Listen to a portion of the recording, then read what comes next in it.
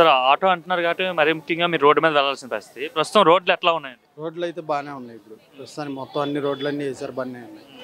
చిన్న రోడ్లోకి వెళ్ళినా కూడా అన్నీ బాగానే ఉన్నాయి. గతంలో ఎట్లా ఉన్నాయండి రోడ్లు? గతంలో పెద్ద రోడ్లు ఎట్లా ఉన్నా చిన్న రోడ్లోకి వెళ్ళాలంటే భయం వేసేది. మెయిన్ ఎక్కడ ఏ గొయ్యి ఉందో వాన పడితే చిన్న వాన పడినా తెలిసేది కాదు అసలు.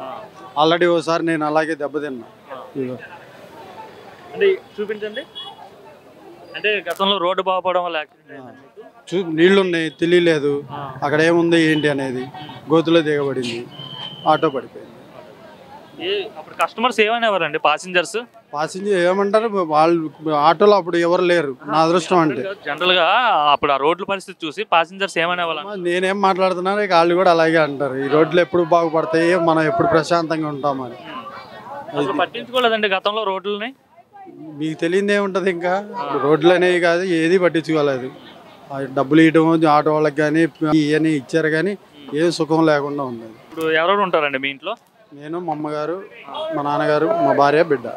మీకు ప్రభుత్వం నుండి ఇప్పుడు చంద్రబాబు పెట్టిన సూపర్ 6 హామీలు ఏమైనా వస్తాయండి మీకు? వస్తున్నాయి. ఏమొస్తున్నాయండి మీకు?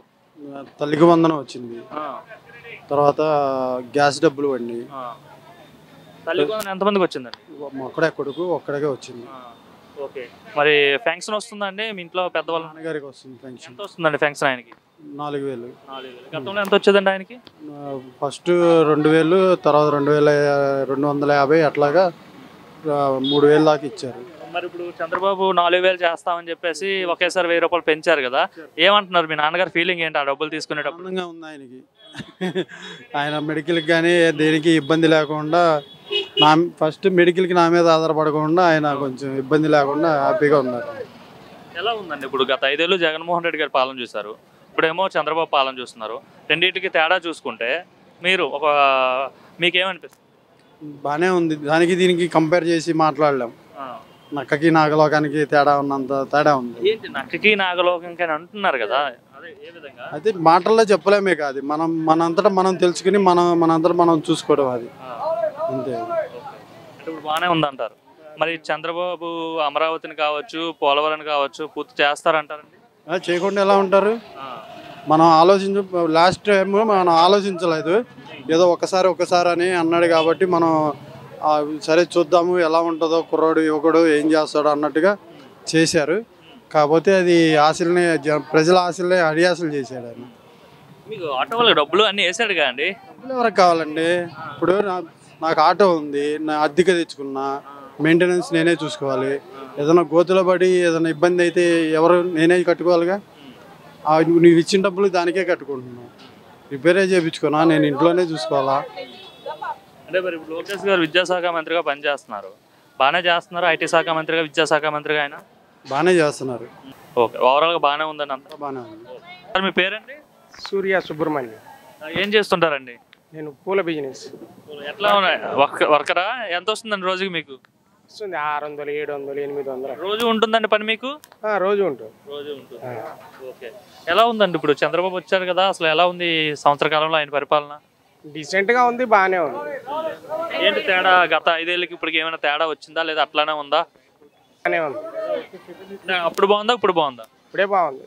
ఇప్పుడే బాగుంది. అంటే ఏ విధంగా అండి? ఏ విధంగా అంటే అన్ని కంట్రోల్గా ఉన్నాయి కదా, అన్ని. అన్న క్యాంటీన్ అని పేదోళ్ళు బాగా బతుకుతున్నారు, కష్టం చేసుకునే వాళ్ళు అందరూ బాగానే ఉన్నారు. అన్నా క్యాంటీన్ వల్ల ఉపయోగం ఉందండి? ఉపయోగం ఉండే వాళ్ళకు ఉంది, అందరికీ ఏమి ఉండదు కదా. ఎవరికైనా అంటే వాళ్ళు ఏమంటున్నారంటే గత ప్రభుత్వం ఉపయోగం లేదని చెప్పి తీసేశారు కదా, సో ఇప్పుడు మరి ఉపయోగపడుతుందా అని అడుగుతున్నా.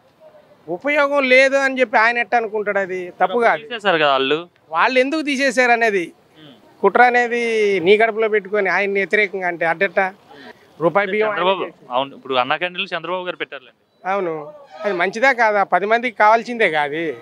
ఉన్నోడు తింటున్నాడు, లేనోడు తింటున్నాడు. 5 రూపాయలకి ఏం పెడుతున్నారు? ముష్టి అన్నం పెడుతున్నారని వాళ్ళు అంటున్నారు కదా.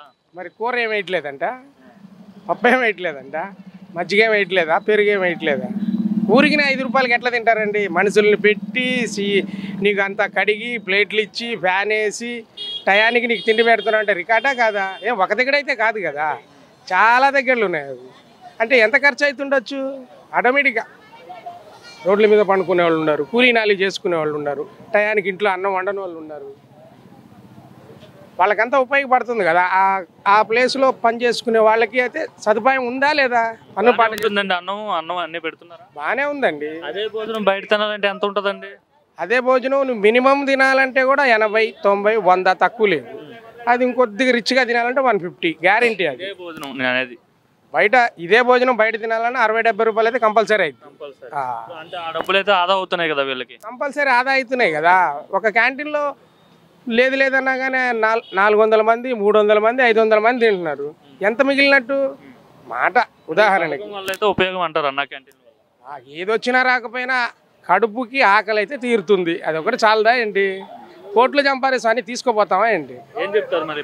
ప్రతి పేదవాడు కడుపు నిండా అన్నం తినాలని చెప్పి అయితే చంద్రబాబు ఈ పథకం తీసుకొచ్చారు. సంపాదించిన అన్నం తినాల్సిందే, సంపాదించకపోయినా అన్నం తినాల్సిందే, కోటీశ్వరుడైనా అన్నం తినాల్సిందే. కాకపోతే కొద్దిగా రిచ్గా తింటాడు, పేదోడు కొద్దిగా తక్కువగా తింటాడు. అంటే మరి ఇట్లాంటి పథకం పెట్టిన చంద్రబాబుకి ఏం చెప్తారు అంటున్నారు? ఏం చెప్పేదేముంది, మంచిగానే చేస్తున్నాడు ఒక లెక్కలో చూడాలండి. మరి డెవలప్ చేస్తాడా చంద్రబాబు రాష్ట్రాన్ని? చేస్తున్నాడు కదండి, చేయకుండా ఎందుకుంటాడు? మందులో దోచుకున్నాడు, ఇసుకలో దోచుకున్నాడు, సిమెంట్లో దోచుకున్నాడు, ఇళ్ళన్నీ స్థలాలు అన్నీ.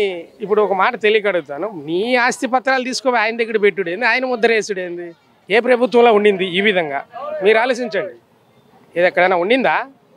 ఏకదాడిగా మొత్తం ఈసారి కానీ వచ్చి మొత్తం అమ్మేసిండు. మళ్ళీ వస్తారంటగా ఎవరు? ఏడకన్నా వచ్చేది? కంపల్సరీ ఆయనే వస్తారు. 30 ఏళ్ళ పాటు అధికారంలో ఉంటారు. చూసిపోతాడు పబ్లిక్ని. ముఖ్యమంత్రిగా ఉంటాడంట 30 ఏళ్ళు. ఎవరు? జగన్మోహన్ రెడ్డి గారు. పుట్టపర్తి సాయిబాబా చెప్పాడు చిరంజీవి చచ్చిపోతాడని. ఆయన చచ్చిపోయాడా, ఈయన చచ్చిపోయాడా? ఎవరు చచ్చిపోయారు? కళ ఊహాది అంటున్నారుగా, రప్ప రప్ప అంటున్నారు, సినిమా డైలాగులు చెప్తున్నారు. సినిమా డైలాగులు ఉదాహరణకి చెప్పుకోవాల్సిందే కానీ ఎందుకు పనికిరావు అవి. 2 గంటల సేపు చూస్తాం, కొన్ని కోట్లు పెట్టి తీస్తాడు వాడు. మన మీదనే వసూలు చేసేది. చెప్పండి. అంటే ప్రజలంతా కూడా జగన్మోహన్ రెడ్డి కావాలని కోరుకుంటున్నారని చెప్పేసి అని అంటున్నారు. మరి డబ్బులు ఇస్తే ఇప్పుడు నువ్వు 10 రూపాయలు ఇస్తున్నావు, ఇంకొకరు 20 రూపాయలు ఇస్తారంటే ఎవరైనా మాట్లాడతారు. దాని ఏముంది? అంటే ఆయన ఎక్కడికి వెళ్ళా జనాలు బాగా వచ్చేస్తున్నారు, మంచి ఆదరణ వస్తుందంట కదా అంటున్నారు. మన సత్తెనపల్లి వెళ్ళడం కావచ్చు, చిత్తూరు వెళ్ళడం. యాత్రకు పోయాడు, చనిపోయాడు. ఆయన గురించి ఏం పట్టించుకున్నారు, ఏం చేశారు? అది ఒకటి ఆలోచించమని. ఇప్పుడే బాగుందంటారు. కంపల్సరీ బాగుంది. సుబ్రహ్మణ్యం గారు ఏం చేస్తుంటారండి? టెక్నీషియన్. ఏం లేదండి, ఇప్పుడు 1 ఇయర్ అవుతుందండి చంద్రబాబు గారు సీఎం అయ్యి. ఎట్లా ఉంది 1 ఇయర్ పాలనలో? ఏమైనా రాష్ట్రంలో ఏమైనా మార్పులు వచ్చాయి? అసలు ఏంటి అసలు? ఒక సిస్టమేటిక్గా ఉందండి. అంటే ఫ్రీగా ఇవ్వకోకుండా సొసైటీతో ఇది చేయాలని చెప్పేసి కాన్సెప్ట్ బాగుంది. డెవలప్మెంట్ కనపడుతుంది. మార్పు వచ్చిందండి గత 5 ఏళ్ళకి, ఈ ఏడాదికి ఏమైనా? రోడ్స్ ఎక్కడెక్కడ విలేజెస్ కానీ అన్నీ చాలా మార్పులు కనపడుతున్నాయండి. అంటే ఇప్పుడు అమరావతి కావచ్చు, ఇవన్నీ కంప్లీట్ చేస్తారా? పనులు జరుగుతున్నాయి అంటారా? జెట్ స్పీడ్లో జరుగుతున్నాయండి. 3 ఇయర్స్లో కంప్లీట్ అంటే 25% అవుతాయేమో నన్ను ఎక్స్పెక్ట్ చేస్తాను. ఆల్మోస్ట్ అవుతాయి అనుకుంటున్నాను. అసలు జగన్మోహన్ రెడ్డి అడ్మినిస్ట్రేషన్కి చంద్రబాబు అడ్మినిస్ట్రేషన్కి ఏంటి తేడా గమనించారు మీరు? ఆయన జగన్మోహన్ రెడ్డి అడ్మినిస్ట్రేషన్ ఏం లేదండి. మామూలుగా పథకాలు ఇవ్వటం కానీ ఇన్ఫ్రాస్ట్రక్చర్ ఇవన్నీ బాగున్నాయి, ఇదయ్యాయి కాదు. ఈయన కొంచెం అడ్మినిస్ట్రేషన్ బాగుంటుంది. చంద్రబాబు నాయుడు కరప్షన్ ఉండదు. కొంచెం అందట్లో పవన్ కళ్యాణ్ కూడా కొంచెం ఇదవటం వల్ల కొంచెం యూత్ కూడా బాగా ఇదవుతుంది. బాగా డెవలప్ అవుద్ది అనుకున్నాం. ఒక 20 ఇయర్స్కి వేరే కంట్రీస్ లాగా తయారవుద్దేమో అని అమరావతిని ఎక్స్పెక్ట్ చేస్తాను. అవుద్ది, అవ్వాలని కోరుకుంటున్నాను.